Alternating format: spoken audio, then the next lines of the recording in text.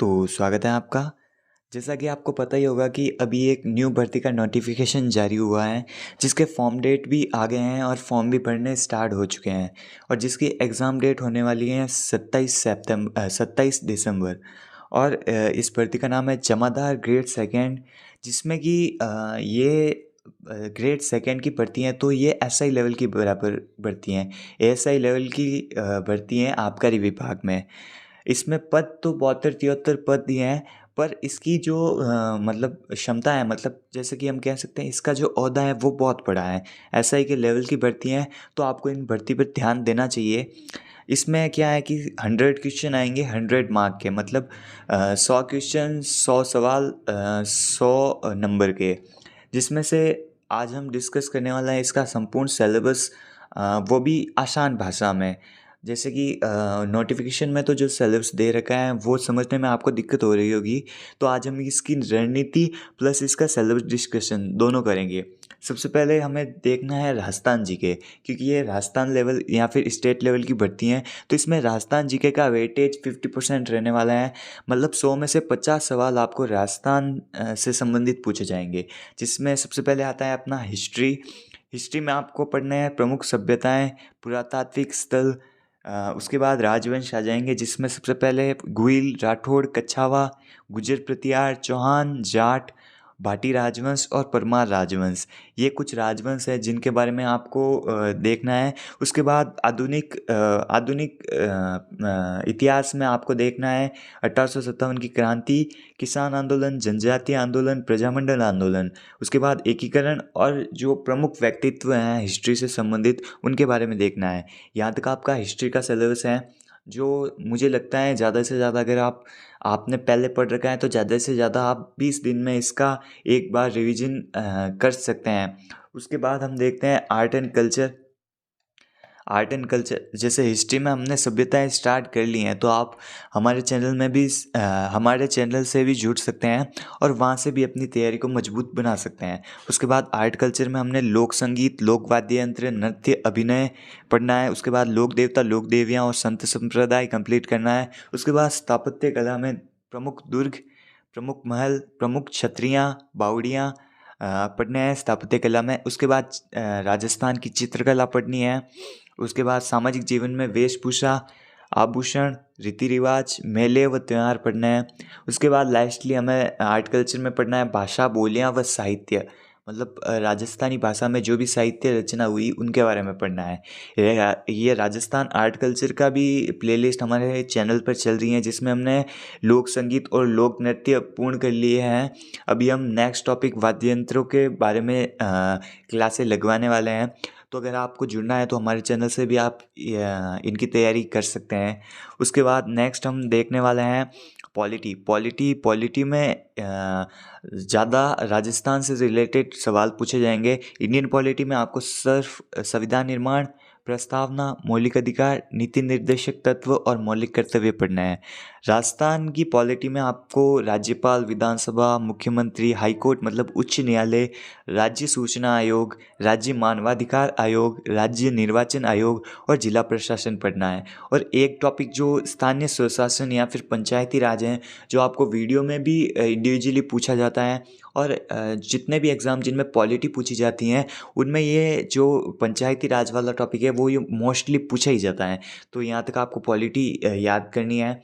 Polity की क्लासें चल रही हैं, बोर्ड पे भी चल रही हैं, पर मैं सोच रहा हूँ 2 महीने का ही टाइम है, तो नोट्सों के मतलब पीडीएफ के रूप में आपको ये जो टॉपिक पॉलिटी वाले हैं वो जल्द से जल्द पूर्ण कराने की कोशिश कर रहा हूँ। 1 मंथ में, शायद 1 मंथ में ये कोर्स पूरा हो जाएगा मेरे हिसाब से। उसके बाद हम जियोग्राफी में पढ़ने वाले हैं सामान्य परिचय, भौतिक प्रदेश, जलवायु, मृदा, अपवाह तंत्र, जिले, प्रमुख सिंचाई परियोजनाएं। उसके बाद वन संसाधन, वन्य एवं वन्यजीव अभयारण्य। उसके बाद आर्थिक में कृषि, फसलें, खनिज संसाधन, ऊर्जा संसाधन। उसके बाद जनसंख्या और उसके बाद लास्टली आपदा प्रबंधन व जलवायु परिवर्तन। मतलब क्लाइमेट चेंज के बारे में। तो जियोग्राफी का भी क्लासें हमारे चैनल पर रेगुलरली चल रही हैं। सामान्य परिचय वाला पार्ट पूरा हो चुका है, राजस्थान का सामान्य परिचय, और भारत का भी जियोग्राफी में सामान्य परिचय पूर्ण हो चुका है। तो अगर आप चैनल को चेकआउट करें तो आपको प्लेलिस्ट मिल जाएगी, उसमें से आप तैयारी कर सकते हो। सामान्य परिचय 3 क्लासों में पूरा हो चुका है, और 3 क्लासें भी बड़ी बड़ी 1 घंटे वाली नहीं है। क्लासेस सिर्फ 19-20 मिनट या फिर 17-18 मिनट की ही होने वाली है। उसके बाद अब हम जियोग्राफी में भौतिक प्रदेश स्टार्ट करने वाले हैं, तो आप चैनल से जल्द सब्सक्राइब करके जुड़ जाइए। उसके बाद राजस्थान की इकोनॉमिक सर्वे ऑफ राजस्थान में हमारी हमारे चैनल पर तो इसकी क्लासें अवेलेबल नहीं होंगी। अगर आपको पढ़ना ही है तो मैं एक चैनल बता रहा हूँ, booster academy, Kapil Chaudhary sir का। वहाँ से आप economic survey and Rajasthan current affair, ये दोनों को कवर कर सकते हो इजीली। तो 50 नंबर का ये जो अपना राजस्थान वाला पोर्शन है वो हो जाएगा। उसके बाद नेक्स्ट आता है एवरीडे साइंस या फिर दैनिक विज्ञान। इस जनरल साइंस में आपको कौन कौन से टॉपिक पढ़ना है? तो इसमें 20 मार्क के ये जनरल साइंस आपको 20 नंबर दे के जाएगी। और ये जनरल साइंस की क्लासें भी जैसे मैंने पहले स्टार्ट की थी, पर वो कुछ कारणवश बंद हो गई। तो अब मैं न्यू एज से, मतलब न्यू कोर्स से ये जो एवरीडे साइंस या फिर जनरल साइंस है, इसकी क्लासेस स्टार्ट करने वाला हूँ। जिसमें सबसे पहले भौतिक एवं रासायनिक परिवर्तन हम पढ़ेंगे। ये बहुत इजी टॉपिक है, भौतिक एवं रासायनिक परिवर्तन। इसकी 2 पेज की पीडीएफ मेरे पास है, जहाँ से आज तक जब मुझे हो गए काफ़ी साल कॉम्पिटिटिव एग्ज़ाम देते हुए, साइंस के जो भौतिक एवं रासायनिक परिवर्तन के मेरे नोट्स में से एक भी सवाल एक भी एग्ज़ाम में पार नहीं गया, यहाँ तक कि मैं गारंटी दे सकता हूँ।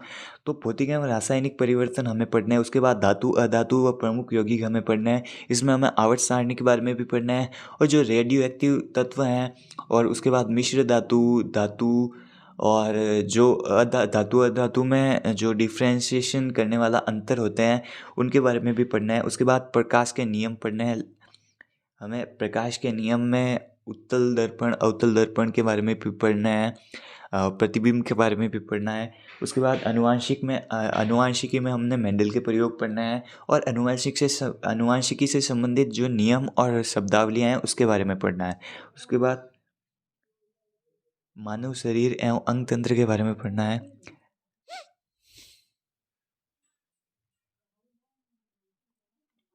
ये अपना बायोलॉजी वाला टॉपिक आ जाएगा, मानव शरीर में हमें सबसे पहले पाचन तंत्र, श्वसन तंत्र, नेत्र, कंकाल तंत्र, अस्थि तंत्र, और सब जोड़, और पूरे मानव शरीर के अंग तंत्र के बारे में पढ़ना है। ये पूरा बायोलॉजी का टॉपिक, मतलब बायोलॉजी का कोर्स एक ही टॉपिक में समाहित कर रखा है। उसके बाद भोजन एवं पोषण या फिर फूड एंड न्यूट्रिशन के बारे में पढ़ना है। सबसे पहले हम इसी की क्लास लेंगे, और उसके बाद हमें मानव रोगों के बारे में पढ़ना है। इसकी भी मेरे पास शायद 15-18 पेज की पीडीएफ है। उसमें से बाहर आज तक मेरे ख्याल से तो आज तक कोई क्वेश्चन बाहर नहीं गया है, तो वो भी आपको हम इस क्लास पे पूर्ण करवाएंगे। उसके बाद जैव विविधता और पारिस्थितिकी तंत्र, बायोडाइवर्सिटी के बारे में हमें पढ़ना है।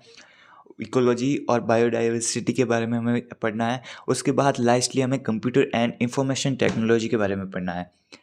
देखो, आईटी एंड कंप्यूटर के बारे में जैसे मैं क्लासें लगवा तो सकता हूँ, पर ये क्लासें बहुत बड़ी हो जाएगी। तो आप कंप्यूटर एंड इंफॉर्मेशन टेक्नोलॉजी को आप किसी और सोर्स से पूरा करें तो ही आपके लिए अच्छा होगा। उसके बाद मैथ की क्लासें मैं कोशिश करूँगा कि आपको बोर्ड पे कराने की कोशिश करूँगा। मैथ में 15 नंबर की मैथ आएगी, आपकी गणित आएगी, जिसमें सबसे पहले एलसीएम एचसीएफ जो चतुर्थ श्रेणी में है वही आपको पढ़ना है। ओके ओके, जो ये टॉपिक एवरीडे साइंस के दे रखे हैं, ये मैं जब पशु परिचर का सिलेबस आया था, तो पशु परिचर के सिलेबस से ये सिलेबस फॉलो हो रहा है। उसके बाद जेल प्रहरी, पशु परिचर, जेल प्रहरी, 4th ग्रेड, जो भी 12th लेवल के एग्ज़ाम होते हैं उनमें ये एवरीडे साइंस का यही टॉपिक रहता है। और मैथ का भी लगभग यही टॉपिक रहता है। एलसीएम एचसीएफ, लाभ हानि, प्रतिशत, साधारण ब्याज, चक्रवृद्धि ब्याज, औसत, अनुपात, समानुपात, और उसके बाद टाइम एंड वर्क, चाल, दूरी, समय, क्षेत्रफल, आयतन, और आंकड़ों का चित्रों द्वारा निरूपण, मतलब ग्राफ वाला टॉपिक। ये कुछ मैथ के टॉपिक हैं जो आपको पढ़ना है। उसके बाद लास्टली 15 नंबर की आपकी करंट अफेयर होगी। करंट अफेयर के लिए मैं एक चैनल बता रहा हूँ, booster academy, Kapil Chaudhary sir द्वारा जो करंट अफेयर कराए जा रहे हैं वो आपके लिए मोर देन सफिशिएंट है मेरे ख्याल से। तो आपको 2025 वाला पूरा 11 महीनों का करंट अफेयर रेडी करके जाना है, जिससे कि आपके 100 में से कम अगर आप 95 या फिर 90 सवाल राइट करोगे तभी आप कट ऑफ में आओगे। और इसमें दौड़ भी हैं 10 किलोमीटर इन 1 आवर, तो 10 किलोमीटर 1 घंटे में करना बहुत मुश्किल है। वैसे रनिंग करने वाले के लिए तो मुश्किल नहीं है, पर जो कभी नहीं दौड़े उनके लिए मुश्किल है। तो आपको कोशिश करना है कि अगर आप दौड़ रहे हो या फिर आप में स्टेमिना है तो आपको कट ऑफ लिस्ट में नाम आना ही चाहिए। अगर आपके कट ऑफ लिस्ट में लास्ट में भी नाम है तो दौड़ में आप अगर बाजी मार जाओ तो आप सिलेक्शन के काफ़ी करीब आ सकते हो। तो आज के लिए बस इतना ही। आज की क्लास में हमने सिलेबस डिस्कशन किया था। अब हम इसकी जो जनरल साइंस एंड जो यहाँ पे टॉपिक दे रखे हैं उनकी रेगुलर क्लासेस चलाने वाले हैं। तो चैनल को सब्सक्राइब कर दीजिएगा और वीडियो को लाइक कर दीजिएगा, नोटिफिकेशन ज़रूर चालू कर दीजिएगा ताकि आपको हमारे चैनल में जब भी न्यू वीडियो अपलोड हो तो उसकी नोटिफिकेशन सबसे पहले मिल सके। तो ओके, हम मिलेंगे नेक्स्ट क्लास में। ओके।